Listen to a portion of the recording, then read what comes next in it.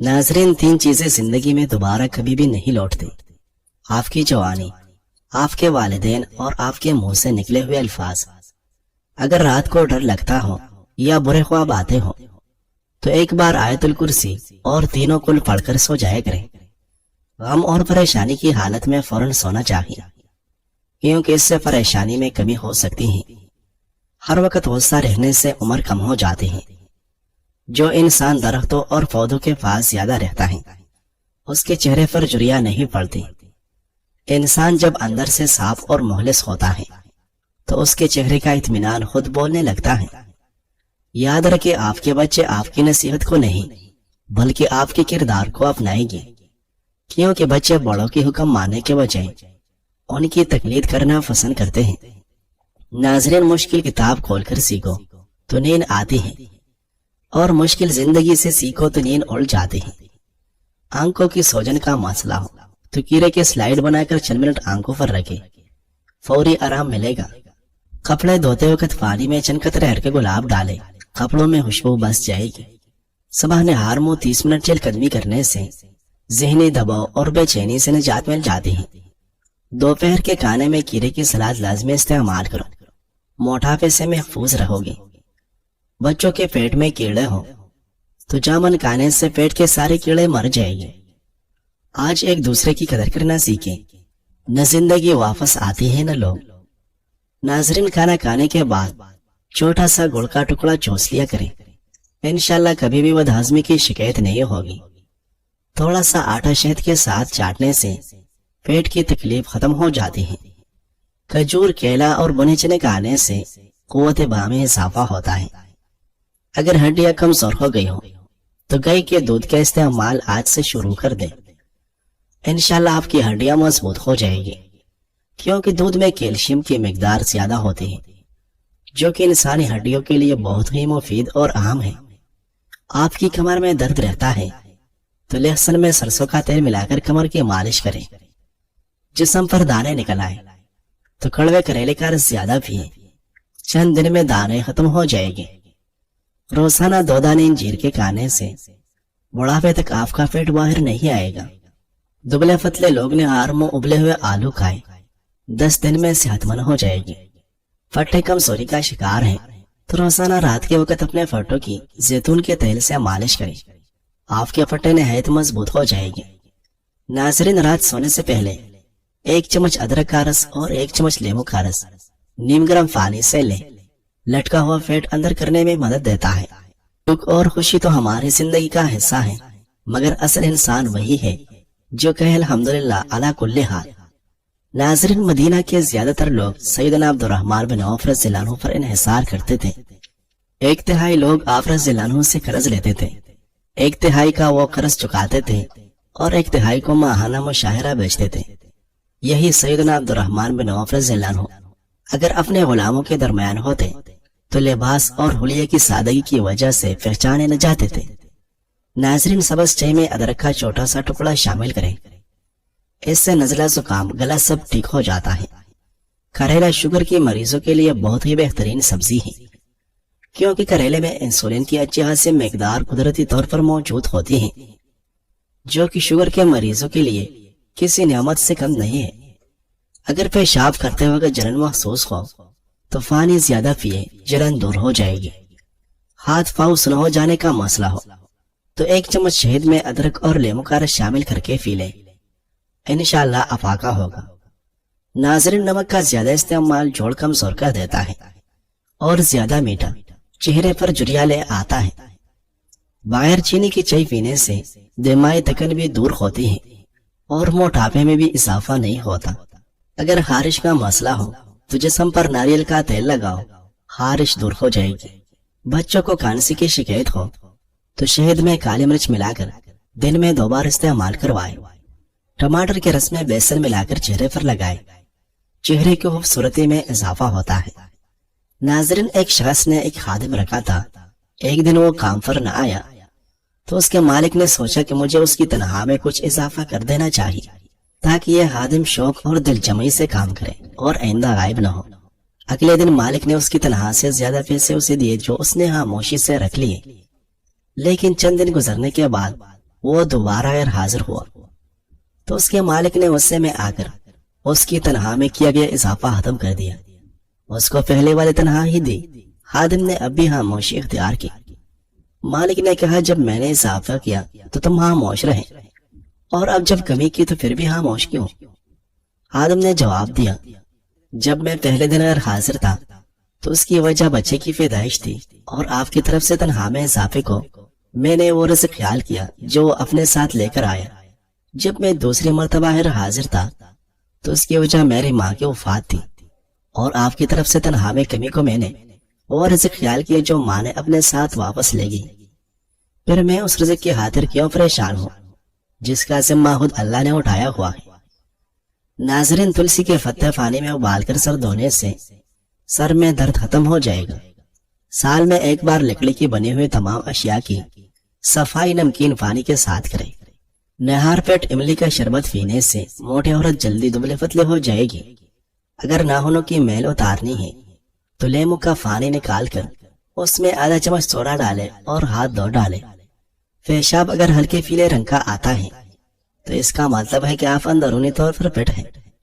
کھانے کے بعد اگر آپ کو نیند آنے لگتی ہے تو آپ کو ذہنی طور پر آرام و سکون کی ضرورت ہے۔ ناظرین، سفید رنگ کا کپڑا پہن کر شہد اتارنے سے کبھی شہد کی مکھی ڈنگ نہیں مارے گی۔ صحت کی قدر وہی انسان کرتا ہے جو بیماری سے گزرا ہو، کیونکہ اس نے سیکھا ہوتا ہے کہ صحت کتنا بڑا نعمت ہے۔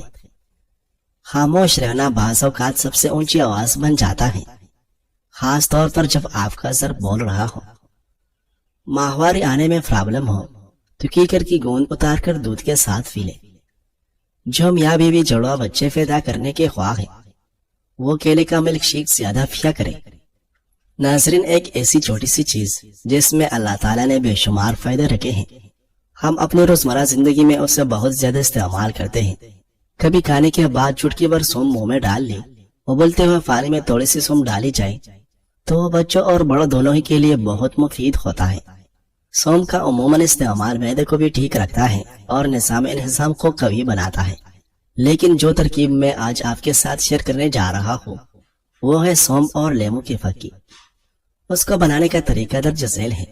ایک پوتاسا لیمو لے کر ان کا رس ایک کھلی پلیٹ میں نکال لیں۔ اب تقریباً 150 سے 200 گرام سونف لیں اور اسے صاف کر لیں، اور اس پلیٹ میں جس میں آپ نے رس نکالا ہے اس سونف کو اس میں پھیلا دیں تاکہ وہ لیمو کے رس میں اچھی طرح بھیگ جائے۔ اس پلیٹ کو ایسی جگہ رکھیں جہاں مکھیاں اس پر نہ بیٹھے اور اسے خشک ہونے دیں۔ خیال رہے کہ اسے دھوپ میں نہ رکھیں۔ جب یہ اچھی طرح خشک ہو جائے، یعنی ایک پورا دن بھی لگ سکتا ہے، تو اسے گرائنڈ میں اچھی طرح پیس کر چورن بنا لیں اور کسی صاف ڈبے میں رکھ لیں۔ لیجئے جناب، نسخہ تو تیار ہو گئی، لیکن اس کے فائدے کیا ہیں؟ اس کے فائدے ملاحظہ کریں۔ اگر کھانا کھانے کے بعد سینے میں جلن ہو رہی ہو یا معدہ اپسٹ ہو رہا ہو تو اس کا 1 چمچ کھائے اور انشاءاللہ کچھ ہی دیر میں افاقہ ہوگا۔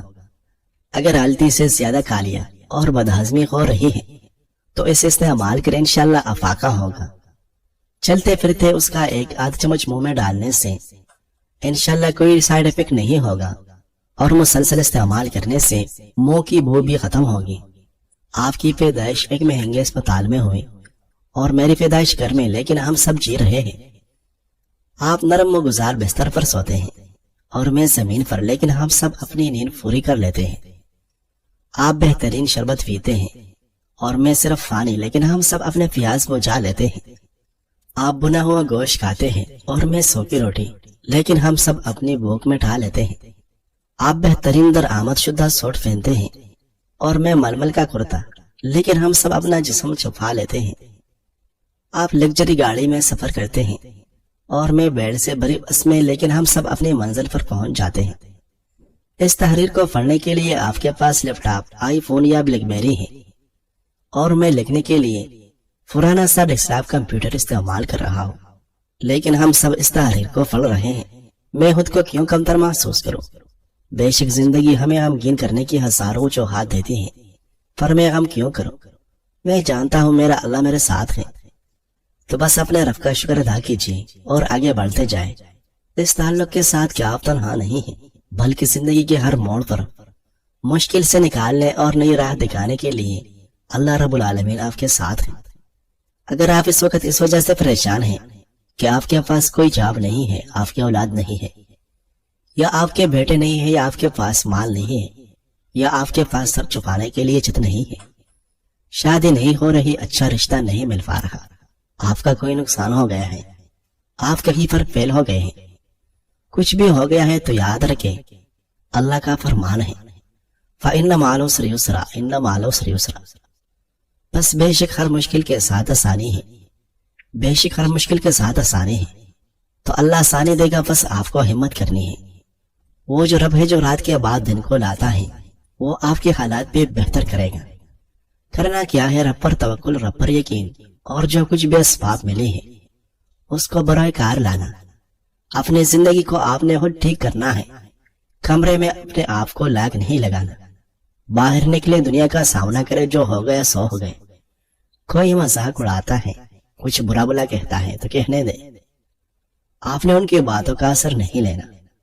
آپ خود کو پروڈکٹیو بنائیں، جو باتیں کرتے ہیں بعد میں وہی تعریفیں کریں گے۔ کئی لوگ ایسے ہیں کہ جب وہ ٹوٹتے ہیں تو بہت بری طرح سے ٹوٹتے ہیں، لیکن جب وہ اپنے آپ کو سمیٹ لیتے ہیں تو وہ دنیا پر چھا جاتے ہیں، وہ دنیا کو فتح کر لیتے ہیں۔ تو آپ بھی ان میں سے ہونے چاہیے جو لوگ جینا چاہتے ہیں، تو پھر اللہ ان کے لیے راستے بھی نکالتا ہے۔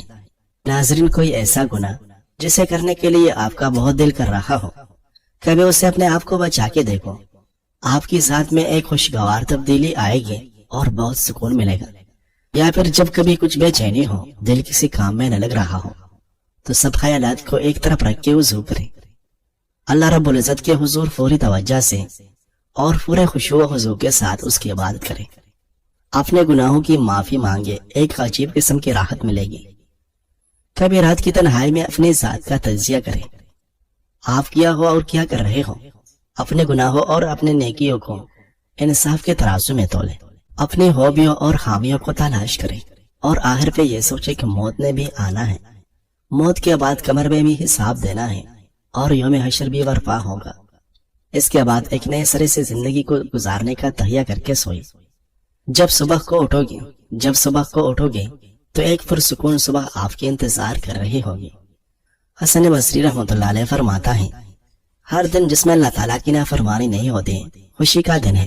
ہر دن جو بندہ عبادت، بندگی، ذکر اور شکر میں گزارتا ہے خوشی کا دن ہے۔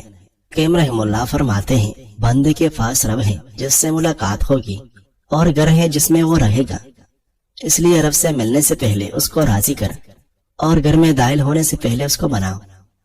ناظرین، ویسے تو ہر عمر میں ہی روحانی اور جسمانی صحت کا خیال رکھنا ضروری ہے، لیکن زندگی کی 40 بہاریں دیکھ لینے کے بعد اب زیادہ سنجیدگی سے جسمانی و روحانی صحت پر توجہ دینے کی ضرورت ہے، کیونکہ اللہ کا نظام فطرت ہے کہ ہر عروج کے بعد زوال کا سفر شروع ہوتا ہے۔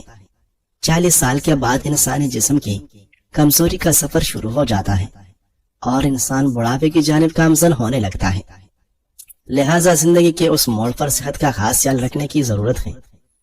مستقل ورزش کرنے کی عادت ڈالیں، اپنے جسم کو کسی نہ کسی طریقے سے حرکت میں رکھیں، پیدل چلے، سائیکل چلائیں، تیراکی کریں، یا کوئی بھی مؤثر ورزش کریں جس سے آپ کی جسم ایکٹیو رہے۔